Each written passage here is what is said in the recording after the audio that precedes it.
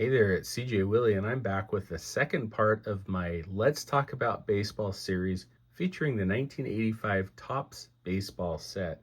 If you weren't able to check out the first video in this series, I've added the link in the description below, so go check it out.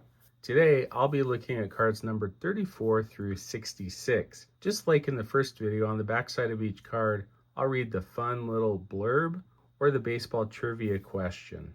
I'll also have a running Hall of Fame count for this episode, and it'll appear down here. All right, I'm going to get into reviewing these cards. Start off with Edwin Nunez. Most of his cards said Edwin. This one just has Ed, pitcher with the Seattle Mariners. Who is the only pitcher to start an All-Star game for both the National League and the American League? And the answer is Vida Blue. Craig Nettles, their baseman with the Padres. Craig's brother Jim was an AL outfielder from 1970 to 1981. Fred Breening. To be eligible for the Hall of Fame, a player must be out of baseball for a minimum number of how many years? The answer is 5. Reed Nichols, outfielder with the Red Sox. Who was the first player in history to play for two teams in different cities on the same day? Happened on August 4th, 1982, and is Joel Youngblood. Played with the Mets in the morning and the Expos in the afternoon. Jackie Moore, manager for the A's, has a list of all the A's players that are in the 1985 Topps baseball set. Johnny Wockenfuss. Johnny and his wife Pamela have two sons, John and Jeremy. Phil Niekro, he's a Hall of Famer. Nothing to read on the back of Phil's card. Tons of years played, and he's in his pursuit to get 300 wins. I think he got it in the 1985 season, if I remember correctly. Mike Flishin. Which player has the most triples in an American League Championship Series? George Brett or Rod Carew? It's George Brett. Luis Sanchez, pitcher with the Angels. 30 of Babe Ruth's 60 home runs in 1927 came with the bases empty. True or false? That was true. Andre David, outfielder and sometimes DH with the Twins, who holds the Major League record for most home runs by a third baseman, 48 in one season. Mike Schmidt of the Phillies. Dickie Thon. His grandfather, Fred Thon, pitched in the minors. And the trivia question is, who was the MVP in the 1984 All-Star Game? Was it Ryan Sandberg, Dwight Gooden, or Gary Carter? It was Gary Carter.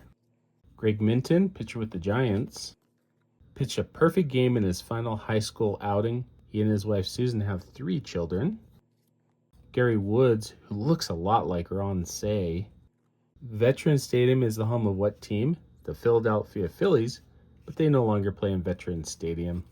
Dave Rozema, pitcher with the Tigers. The Detroit Tigers home field is called what? Tiger Stadium back then, not anymore. Tony Fernandez, who had a really good career, could have had a little bit of Hall of Fame consideration. What team went from 9th place in one year to first place in the next year? A National League record. That was the Miracle Mets of 1969. Butch Davis? Which former Met player hit into a triple play in his last official at-bat? Can't read that name. Joe Fignantino? John Candelaria, pitcher with the Pirates. John and his wife Donna have 2 children. He is a co-owner of a successful car leasing business. Bob Watson, first baseman with the Braves. Long career, not much on the back of there. Jerry Dybinski, who is the only manager to manage 4 different championship series clubs, Whitey Herzog or Billy Martin? Billy Martin. Tom Gorman, pitcher with the Mets, who has pitched in the most consecutive complete games in World Series play. Bob Gibson from my St. Louis Cardinals at 8. Cesar Cedeno attended Field Ferrell Dominican Republic High School. He is married to the former Cora Lefevre. The couple has 2 sons. Frank Tanana, pitcher with the Rangers. His father was a minor league outfielder from 1952 to 1956. Jim Guire, outfielder and first baseman with the Orioles. Jim played 3 seasons at Southern Illinois University. He earned All-American and NCAA District 4 All-Star honors during the 1970 campaign. Pat Zachary, pitcher with the Dodgers.